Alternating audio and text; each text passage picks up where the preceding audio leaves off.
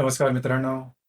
धनुराशीच्या दशम स्थानामध्ये रवी, बुध आणि शुक्र हे युतीमध्ये जाणार आहेत केतूच्या, ज्याला आपण ग्रहणाचा प्रभाव असा सुद्धा म्हणतो.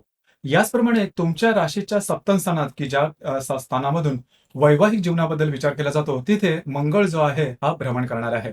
आणि तुमच्या राशीचा जो स्वामी आहे म्हणजे धनुराशीचा जो स्वामी आहे गुरु, हा तुमच्या 6व्या स्थानामधून भ्रमण करत आहे, की ज्याला रोग आणि शत्रू याचं स्थान म्हटलं जातं. हे ग्रह आणि इतरही ग्रह यांचा जो प्रभाव परिणाम संपूर्ण सप्टेंबर महिन्यामध्ये तुमच्यासाठी कसा असेल, त्याचप्रमाणे दैनंदिन जीवनामध्ये होणारे जे ग्रहयोग आहेत त्याचे प्रभाव परिणाम नेमके कशा प्रकारे मिळतील, या सर्व संदर्भातली खुलासेवार चर्चा आपण या व्हिडिओमध्ये करणार आहोत. तर सर्वात पहिल्यांदा आपण चर्चा करू की तुमचं जे स्वास्थ्य आहे मानसिक आणि शारीरिक हे नेमकं कशा प्रकारचं राहील. जसं की तुमच्या राशीचा जो स्वामी आहे गुरु, जो की तुमच्या षष्ठ स्थानामध्ये भ्रमण करतो आहे, आणि तुमच्या राशीचा जो षष्टेश आहे शुक्र, जो की तुमच्या 10व्या स्थानामध्ये भ्रमण करतो आहे. 19 तारखेनंतर हा जो शुक्र आहे हा तुमच्या लाभ स्थानात स्वतःच्या राशीमध्ये भ्रमण करणार आहे. अष्टम स्थानामध्ये दिनांक 5 तारखेपर्यंत बुधाचं भ्रमण असणार आहे.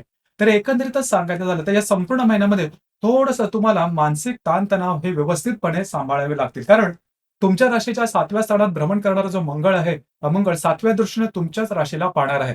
त्याच्यामुळे थोडंसं मानसिक तणावावरती हा थोडासा भर टाकू शकेल. दुसरी महत्वाची गोष्ट म्हणजे जर का तुम्हाला कुठल्या शारीरिक व्याधी असतील अगदी आधीपासून, तर त्याची काही लक्षणं सुद्धा त्या तुम्हाला या दरम्यान दिसू शकतील. तर या संदर्भात थोडीशी काळजी घेणे गरजेचं राहील. अर्थात फार मोठे काही म्हणजे त्याला आपण त्रास किंवा फार मोठे प्रॉब्लेम तुम्हाला शारीरिक किंवा मानसिकदृष्ट्या होणार नाही. फक्त मानसिकदृष्ट्या थोडंसं स्वतःला टॅकल करावं लागेल, योग्य रीतीने हाताळावं लागेल.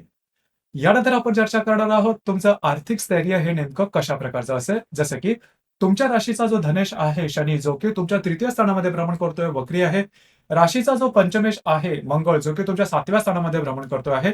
याचप्रमाणे तुमच्या राशीचा जो लाभेश आहे शुक्र, जो की तुमच्या 10व्या स्थानामध्ये भ्रमण करतोय. दिनांक 17-19 तारखेनंतर हा जो शुक्र आहे, हा शुक्र तुमच्या लाभ स्थानामध्ये भ्रमण करणार. जर एकंदरीतच सांगायचं झालं तर या महिन्यामध्ये आर्थिक जो तुटवडा आहे तो तसा काही फारसा जाणवणार नाही. त्याच्यामुळे तशी काय काळजी करू नका. तुमची आर्थिक आवक व्यवस्थित राहील. उलट पक्षी जवळ-जवळ 20-22 तारखेनंतरचा जो कालावधी आहे, हा तुमच्यासाठी अतिशय चांगला राहील. म्हणजे आर्थिक आवक अतिशय उत्तम राहील. गेल्या साधारण 2.5-3 महिन्यामध्ये जेही थोडी आर्थिक चणचण तुम्ही अनुभवलेली असेल, ती या महिन्यामध्ये बऱ्याच प्रमाणात नॉर्मल होणार आहे. त्याच्यामुळे तशी काही काळजी करू नका.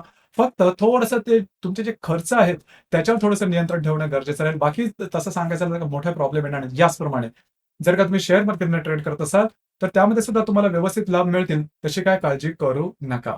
यानंतर आपण चर्चा करणार आहोत गृहसौख्याबद्दल. गृहसौख्य नेमकं कशा प्रकारचं असेल. जसं की तुमच्या राशीचा जो चतुर्थेश आहे गुरु, जो की तुमच्या 6व्या स्थानामध्ये भ्रमण करतो आहे, मार्गस्थ आहे. घरातले जे मोठे व्यक्ती असतील तुमच्या वयापेक्षा, त्यांच्या आरोग्याकडे थोडंसं लक्ष देणं गरजेचं राहील. मात्र तुमचे जे इंटरॅक्शन असेल किंवा घरातलं जे वातावरण असेल त्यात ठीक असेल.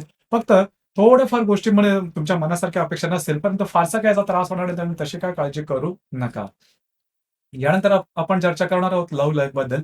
जसं की तुमच्या राशीचा जो पंचमेश आहे मंगळ, जो की तुमच्या 7व्या स्थानामध्ये भ्रमण करतो आहे. तर साधारणतः जर का तुम्ही कोणाच्या रिलेशनशिपमध्ये असाल, त्यांच्यावर रिलेशनशिप चांगलं राहील. मात्र नवीन रिलेशनशिप करायचं असेल, तर या महिन्यात अजिबात सुरुवात करू नका. तुम्हाला त्याचे वेगळे इफेक्ट किंवा निगेटिव्ह इफेक्ट मिळण्याची शक्यता बऱ्याच प्रमाणात राहील.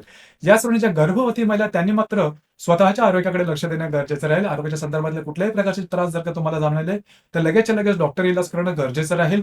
आणि स्ट्रेस किंवा टेन्शन यांच्यापासून थोडंसं लांब राहा. कारण त्याचे जे परिणाम आहेत ते तुमच्या मानसिकतेवरती किंवा शारीरिकतेवरती दिसण्याची शक्यता बऱ्याच प्रमाणात राहील. जे विद्यार्थी वर्ग आहेत त्यांनी नेहमीप्रमाणे थोडेसे जास्त एफर्ट द्या. अर्थात फार काय प्रॉब्लेमॅटिक असा कालावधी नाहीये. पण तुम्हाला थोडंसं जास्त एफर्ट वगैरे द्यावे लागतील आणि त्याच्यात तुम्हाला रिझल्ट सुद्धा मिळतील. म्हणजे गाफील राहू नका. जे विद्यार्थी वर्ग आहेत त्यांनी या संदर्भात थोडीशी काळजी घेणं गरजेचं राहील. यानंतर आपण चर्चा करणार आहोत वैवाहिक जीवनाबद्दल. वैवाहिक जीवनाच्या बाबतीमध्ये थोडीशी महत्त्वाची गोष्ट आहे ती म्हणजे तुमच्या राशीचा जो सप्तमेश आहे बुध, जो की तुमच्या अष्टमातून भाग्यात आणि भाग्यातून दशम स्थानामध्ये भ्रमण करणार. सगळ्यात महत्वाचं म्हणजे तुमच्या राशीचा जो पंचमेश आहे किंवा व्ययश आहे मंगळ, जो तुमच्या 7व्या स्थानामध्ये भ्रमण करतो. ही गोष्ट थोडीशी महत्वाची आहे. तुमचे जे वैवाहिक जोडीदार आहे ते तुमच्यावरती हावी झाल्यासारखं तुम्हाला जाणवेल किंवा ते तुमच्यावरती जास्त अधिकार गाजवतायत असं तुम्हाला वाटेल. नेहमीपेक्षा त्यांच्या वागणुकीमध्ये बदल झालेला आहे असं काहीतरी वाटेल. आणि वैवाहिक जोडीदारांच्या आरोग्याच्या संदर्भातले सुद्धा काही त्रास निर्माण होतात. तर थोडंसं वैवाहिक जीवनाबद्दल ज्या गोष्टी आहेत त्या तेवढ्या अपेक्षित अशा नसणार आहेत. इथे थोडं कुरबुरी होतील, थोडेसे वादविवाद होतील, मतांतर होतील. इथे थोडंसं तुम्हाला कंट्रोल करणं, स्वतःवरती नियंत्रण ठेवणं थोडंसं गरजेचं राहील. यानंतर आपण चर्चा करणार आहोत तुमचं कार्यक्षेत्राच्या संदर्भात साधारणतः तुमच्या राशीचा जो कर्मेश आहे बुध, जो की तुमच्या अष्टम, भाग्य आणि दशम स्थानात असणार आहे आणि भाग्यस्थानात तो बऱ्याच कालावधीसाठी राहणार आहे. आता इथे सगळ्यात महत्त्वाची गोष्ट म्हणजे तुमच्या दशम स्थानात किंवा कर्मस्थानामध्ये रवी, बुध आणि शुक्र हे तिन्ही ग्रह केतूच्या युतीत जाणार आहेत या महिन्यामध्ये. त्यामुळे तुमचं कार्यक्षेत्र आहे ते सगळ्यात जास्त महत्त्वाचं असणार आहे. कार्यक्षेत्राच्या संदर्भातल्या महत्त्वपूर्ण घटना, घडामोडी या दरम्यान बऱ्याच म्हणजे या संपूर्ण महिन्यात बऱ्याच प्रमाणात येतील.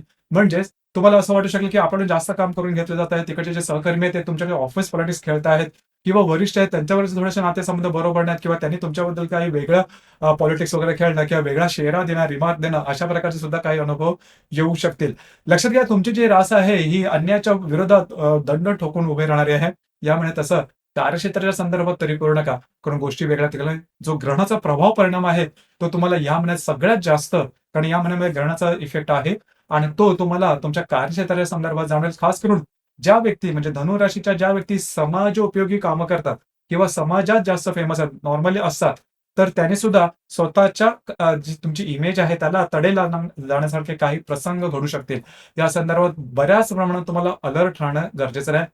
कुठल्याही प्रकारच्या जे भूलथाप आहे त्याला बळी पडू नका किंवा कुठल्याही प्रकारच्या गोष्टींना पुरेपूर असं होकार देऊ नका. नीट विचार करा, नीट विचार करून गोष्टी करा आणि महत्त्वाचं म्हणजे वाहून जाऊ नका, भावनेच्या आहारी वाहून जाऊ नका. ही गोष्ट अतिशय महत्त्वपूर्ण आहे. तर या गोष्टीवरती थोडंसं लक्ष देणं महत्त्वपूर्ण राहील. यानंतर आपण चर्चा करणार आहोत ग्रहयोगांचे जे परिणाम आहेत हे दैनंदिन जीवनावरती कशा प्रकारचे होतील.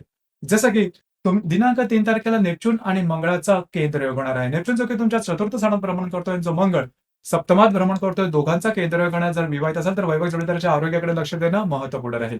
याचप्रमाणे दिनांक 4 तारखेला केतू आणि शुक्राची युती सुद्धा होणार आहे. आता ही जी युती आहे तुमच्या 10व्या स्थानात आहे, ज्या ठिकाणी तुम्ही काम करता त्या ठिकाणचे जे महिला कर्मचारी असतील त्यांच्यापासून थोडंसं सावध राहणं गरजेचं राहील. याचप्रमाणे दिनांक 7 तारखेला हर्षल आणि बुधाचा केंद्रयोग होणार आहे. बुध जो की तुमच्या भाग्यात भ्रमण करेल, जो हर्षल तुमच्या षष्ठात भ्रमण करतोय, दोघांचा केंद्रयोग होणार आहे. थोडंसं स्वतःच्या भावभावनांचे नियंत्रण ठेवणं महत्त्वपूर्ण राहील. याचप्रमाणे दिनांक 19 तारखेला रवी आणि हर्षलचा त्रिकोण योग होणार आहे. हर्षल जो की तुमच्या षष्ठात भ्रमण करतोय, जो रवी 10व्या स्थानात भ्रमण करतोय, दोघांचा त्रिकोण योग जे तुमचं कार्यक्षेत्र असेल त्या ठिकाणी तुमच्या कामाची वाहवा होईल. याचप्रमाणे दिनांक 20 तारखेला नेपच्यून आणि रवीचा प्रतियोग सुद्धा होणार आहे. थोडंसं ऑफिस पॉलिटिक्स या ठिकाणी खेळलं जाईल. तुम्हाला असं वाटेल, काळजी करू नका. तुम्ही तुमच्या मार्गावरती व्यवस्थित राहा आणि इथे-तिथे काही जास्त बघू नका. कुठल्याही भूलथापांना बळी पडू नका आणि कुठल्याही जर का तुमच्यासमोर अशा प्रकारच्या काही गोष्टी आल्या, तर लगेचच्या लगेच त्याच्या मागे जाऊ नका. ईझी गोईंग नाही आहे, तेवढंसं तुम्हाला कठीण होऊन बसेल. काळजी घ्या. कुठलीही प्रकारची रिस्क छोटी असली किंवा मोठी अजिबात घेऊ नका. कॉन्स्पिरसीच्या मागे लागू नका. याचप्रमाणे दिनांक 24 तारखेला हर्षल आणि बुधाचा त्रिकोण योग होणार आहे. हर्षल जो की तुमच्या 6व्या स्थानामध्ये भ्रमण करतोय, जो बुध तुमच्या 10व्या स्थानामध्ये भ्रमण करतोय, दोघांचा त्रिकोण योग शुभ फलदायी असा असणार जे तुमच्या कार्यक्षेत्र असेल त्या संदर्भातले नवीन-नवीन संकल्पना तुमच्या समोर येतील. त्याचप्रमाणे तुमच्या समोर काही नवीन-नवीन आयडियाज सुद्धा येतील. जरूर त्याच्यावरती विचार करू शकता. त्याचे काही चांगले अनुभव तुम्हाला निश्चित मिळतील. याचप्रमाणे दिनांक 25 तारखेला नेपच्यून आणि बुधाचा प्रतियोग सुद्धा होणार आहे. बुध जो की तुमच्या 10व्या स्थानामध्ये भ्रमण करतो, जो नेपच्यून चतुर्थात भ्रमण करतो, दोघांचा प्रतियोग असणार आहे. कार्यक्षेत्राच्या ठिकाणी जे तुमच्यापेक्षा वयाने लहान व्यक्ती असतील किंवा डेझिग्नेशन मध्ये थोडे लहान असतील, कमी असतील, त्यांच्यावर थोडेसे मिसअंडरस्टँडिंग वगैरे होऊ शकेल. तिथे थोडंसं लक्ष देणं महत्त्वपूर्ण राहील. याचप्रमाणे दिनांक 28 आणि 29 ज्या 2 तारखा त्या अतिशय महत्त्वपूर्ण, या संपूर्ण महिन्यामध्ये सगळ्यात जास्त महत्त्वाच्या राहतील. कारण तुमच्या दशम स्थानामध्ये रवी आणि बुध याची जी युती आहे ती केतू बरोबर आणणार आहे आणि जो मी ग्रहणाचा प्रभाव म्हणतो तो या वेळेला सगळ्यात जास्त जाणवेल.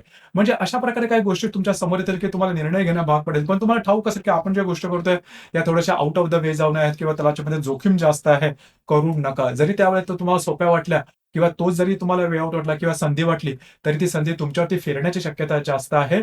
तर अशा भूलथापांना अजिबात बळी पडू नका. कुठल्याही प्रकारचे महत्त्वपूर्ण निर्णय घेऊ नका. ही गोष्ट अत्यंत महत्त्वाची राहील. याचप्रमाणे दिनांक 30 तारखेला शनी आणि मंगळाचा त्रिकोण योग होणार आहे. मंगळ जो की 7व्या स्थानामध्ये भ्रमण करतोय, जो शनी तुमच्या तृतीयात भ्रमण करतो, दोघांचा त्रिकोण योग अतिशय उत्तम अशा प्रकारचा योग राहील. खास करून वैवाहिक जोडीदारावर जे ताणले गेलेले नातेसंबंध आहेत ते बऱ्याच प्रमाणात पूर्ववत होऊ शकतील. या दरम्यान वैवाहिक जोडीदाराकडे बाहेर फिरला जाण्याचा एक संभव होतो. याचप्रमाणे महत्त्वपूर्ण कामं जी की होत नाही, ज्यामध्ये भरपूर विलंब लागतोय, अशा प्रकारची कामं तुमच्या मार्गी लागतात आणि तुम्ही बऱ्याच प्रमाणात ऍक्टिव्ह राहाल. ही गोष्ट तुमच्यासाठी शुभ फलदायी अशीच असणार आहे. याचप्रमाणे या महिन्यातली जी अमावास्या आहे तुमच्या भाग्यस्थानात होणार आहे. दिनांक 2 तारखेला आणि जी पौर्णिमा आहे ती 17 तारखेला होणार आहे. अमावास्या आणि पौर्णिमेला रविचंद्राचं आकर्षण पृथ्वीकडे थोडंसं जास्त असल्या कारणामुळे आपण बऱ्याच प्रमाणात भावनातीत होतो आणि भावनातीत होऊन घेतलेले निर्णय हे चुकण्याची शक्यता जास्त असते. तर या संदर्भात थोडीशी काळजी घ्या. कुठल्याही प्रकारचे महत्त्वपूर्ण निर्णय घेऊ नका. ही गोष्ट अतिशय महत्त्वपूर्ण राहील. तर मित्रांनो, हे होतं धनु राशीचं सप्टेंबर 2024 करताचं संपूर्ण राशीफळ. धन्यवाद.